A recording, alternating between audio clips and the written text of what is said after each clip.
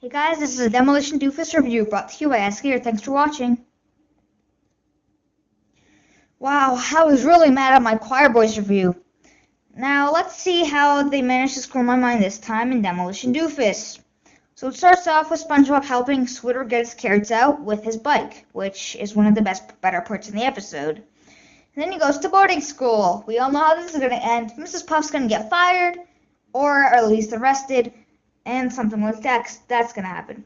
So they crash, she's airborne, but she tells them to stop, and they crash. I just love Mrs. Puff's face of non-expression before they crash.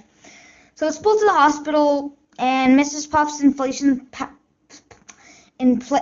sack has popped, and this makes SpongeBob really look annoying. By the way, thanks for not putting itis at the end of the word, because they always do that.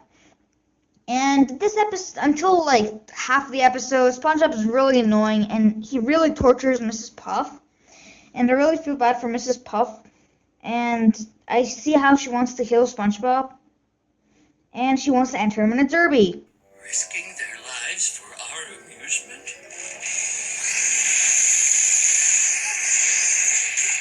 I could finally be rid of SpongeBob. She couldn't possibly mean... And I mean that in the worst possible way. Oh, God. Yeah, from this point onward, it's mostly Mrs. Puff trying to murder SpongeBob. And they enter him in the derby under the name Squish, and he wears a sock. And all the guys laugh at him, and she tries to murder him. And she goes insane. Now, in the derby, the other contestants try to get SpongeBob, but of course, since he's the main character and they're more experienced and better than SpongeBob, SpongeBob wins, and yeah, they all crash and probably die. Then Mrs. Puff comes in because if you want something done right, you gotta do it yourself. And, yeah. Then we go back to the boarding school where SpongeBob can apparently drive now.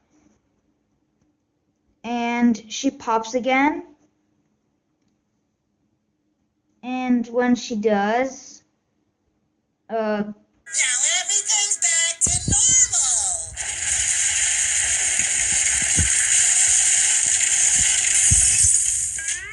Yes, perfectly normal. yeah, saying this is a post-movie episode, she's supposed to be arrested. But even though she tries to kill SpongeBob, she doesn't get arrested. I really don't get these writers anymore. I'm going to kill myself. And I mean that in the worst possible way.